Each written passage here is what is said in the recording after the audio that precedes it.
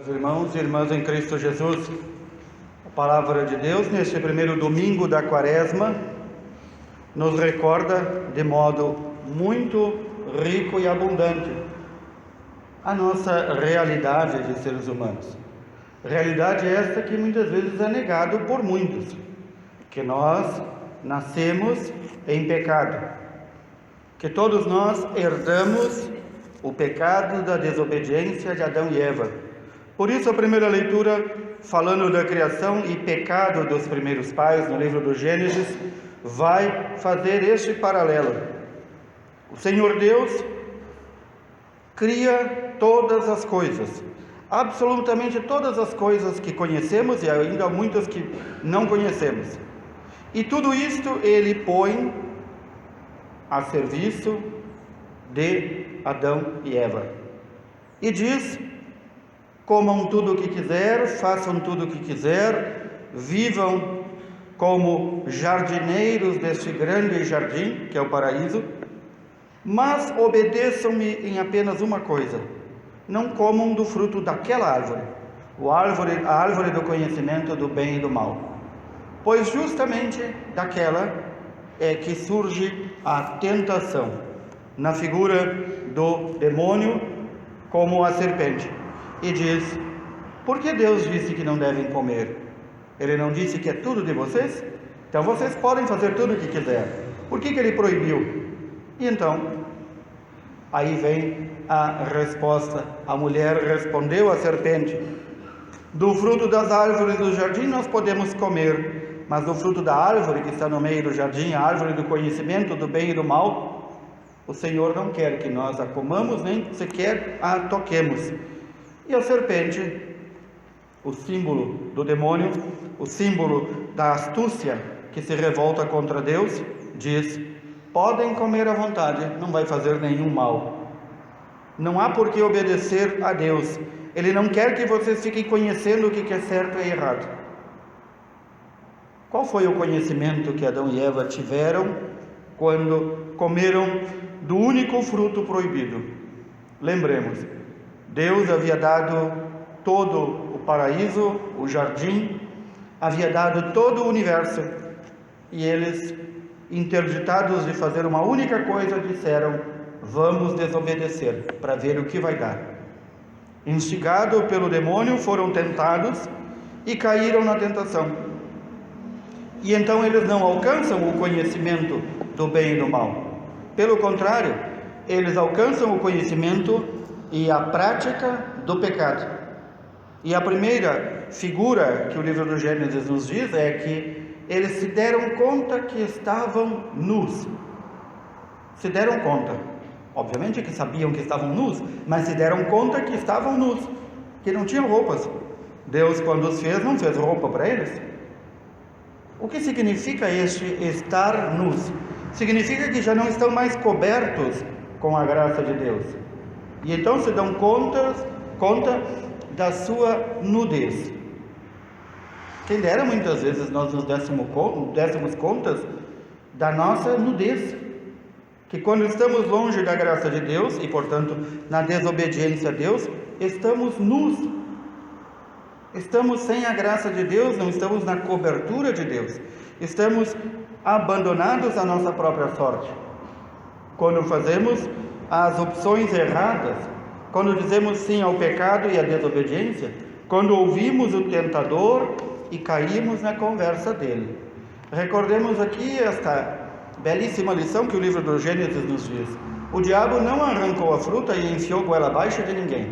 Ele ofereceu uma coisa que nem era dele. Adão e Eva foram livres para dizer sim ou não, e resolveram dizer não a Deus. Este pecado por transmissão nos chega até hoje, vai chegar até o último ser humano da humanidade. A desobediência que nós temos lá no nosso íntimo, de nos rebelar muitas vezes contra Deus, de dizer: eu faço a minha vida do jeito que eu quiser. Quem assim vive já não percebe que está nu. Por isso, este longo trecho da carta de São Paulo aos Romanos vai nos recordar isso de novo: a obediência. a obediência de nosso Senhor Jesus Cristo, que nos conquistou a vida eterna, que nos abriu as portas do céu, que justifica por sua morte todo aquele e toda aquela que procura viver na lei do Senhor e na obediência ao Senhor, em contraposição, ou como remédio que Deus deu, àquela desobediência de Adão e Eva. Essa desobediência abundante que foi se acumulando desde Adão e Eva. E por isso, em um determinado momento, na revelação, o Senhor Deus dá a sua lei, os 10 mandamentos, porque a humanidade já vivia, até antes da lei, os 10 mandamentos, completamente cega da sua nudez. Estava nu e não percebia sequer a sua nudez. Estava longe da graça de Deus e não percebia. Mas então o Senhor Deus dá-se conta de que só a lei não basta. Alguns cumprem a lei, a grande maioria não faz caso nenhum da lei de Deus. E, portanto, era necessário algo muito maior que aquela abundância de pecado.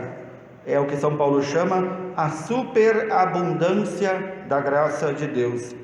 Essa superabundância da graça de Deus se manifesta de forma bem clara na obediência, como mesmo São Paulo diz, obediência de um único homem, nosso Senhor Jesus Cristo, que obedeceu ao Pai até a morte. O que significa esse até a morte? Ou seja, até na forma de entregar a sua vida. Até a morte não significa que obedeceu até morrer e depois deixou de obedecer. Significa que obedeceu até mesmo no modo que o Pai exigiu o seu sacrifício. E então, nós ouvimos o Santo Evangelho, que nos recorda de coisas bem simples. As tentações de Jesus no deserto. Aqui começa, na prática, o desafio do Senhor, o primeiro desafio de seu ministério. Após jejuar 40 dias e 40 noites, o Senhor é levado pelo Espírito de Deus ao deserto para jejuar, para fazer obras de penitência. Aquele que não precisava fazer penitência, não precisava fazer jejum, fez. E quantos de nós que precisamos e dizemos, eu não preciso? O tentador, o demônio, a serpente, se aproxima do Senhor e começam as tentações. Primeiro de tudo, ele vê, o Senhor tem fome. Então, transforme estas pedras em pães. Porque está escrito, se tu és filho de Deus, Deus não te deixará faltar nada. Notem que sempre que o demônio tenta, ele muitas vezes utiliza até mesmo da palavra de Deus. Muitas vezes. Primeiramente ele diz, se tu és filho de Deus, transforma estas pedras em pães. Quem é que chamava Jesus de filho de Deus? A própria Sagrada Escritura. Depois ele diz, se tu és filho de Deus, lança-te daqui de baixo, porque Deus disse que vai enviar seus anjos. Disse aonde? Na Escritura. Depois diz, tudo o que tem no mundo é meu. O mundo é meu. Tudo que está no mundo eu posso dar a quem me adorar. Notemos que o demônio se serve da Sagrada Escritura para tentar Jesus. E Jesus se serve da Sagrada Escritura para dizer, está escrito. Primeiramente, não só de pão vive o homem, mas de toda palavra que sai da boca de Deus. Segundo, não tentarás o Senhor teu Deus. Terceiro, adorarás somente ao Senhor teu Deus. Este tripé, nem só de pão vive o homem, o pão do dia a dia, é uma das verdades esquecidas em nosso tempo. Há muitos que correm desesperadamente para alcançar o pão, para alcançar o luxo, para alcançar a riqueza, para alcançar um grande nome, para alcançar grandes títulos acadêmicos talvez, mas esquecem do principal. A sabedoria de Deus está na Sagrada Escritura. e então não se alimentam da Sagrada Escritura. E este é o convite que a nossa Mãe Igreja faz em toda a Quaresma. Não só aumentarmos mais o jejum e a penitência, as obras de misericórdia, mas também nos nutrirmos com verdadeira fome e sede da Palavra de Deus.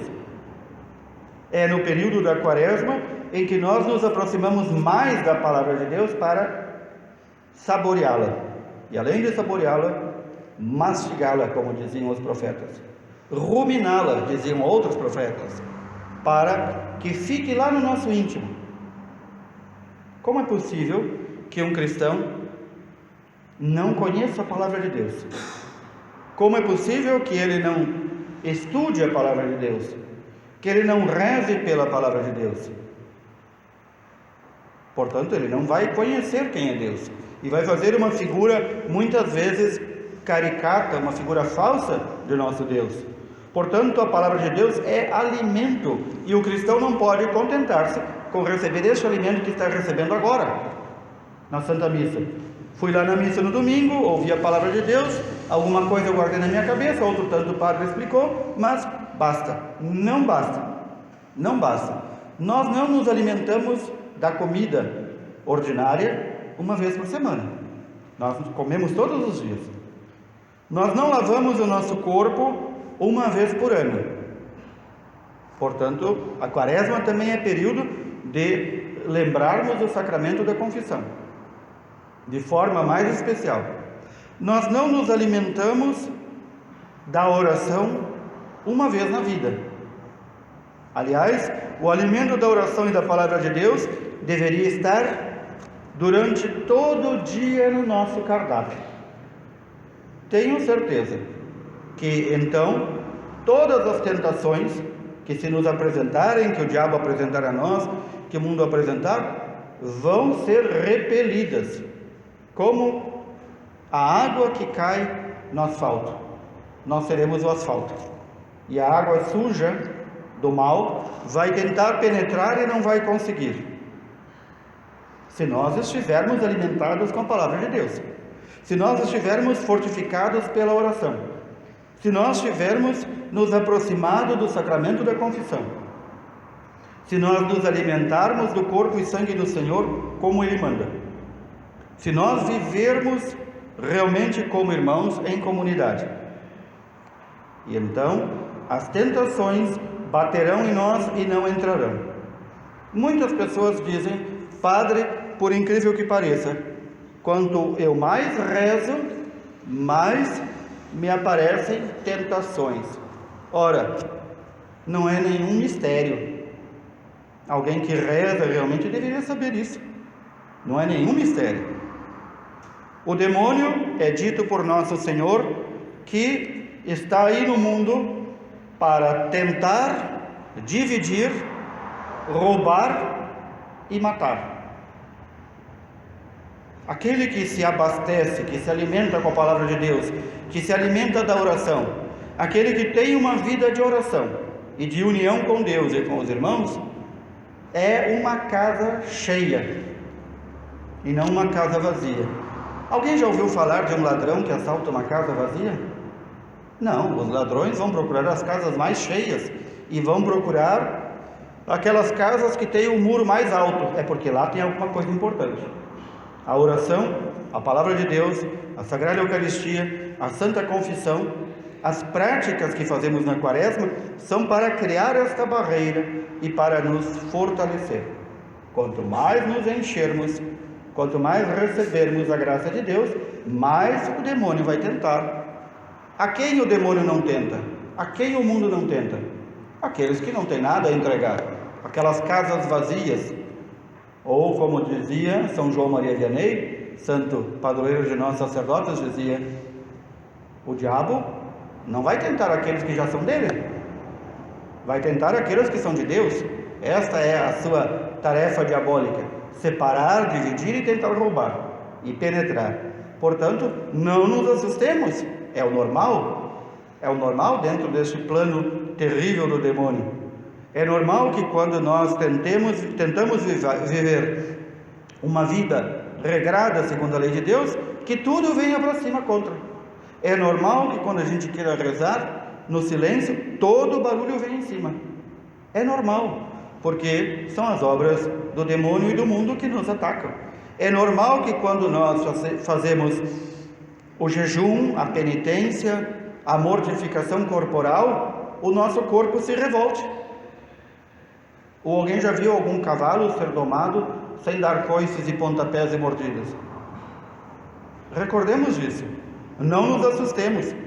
Algumas pessoas dizem: eu estou pensando em desistir de rezar, porque quanto mais reza, pior fica. Não pior fica, melhor fica. Nós fomos chamados ao combate, e bem armados ao combate. Soldado que não está treinado, soldado que não está forte, não adianta ir à guerra.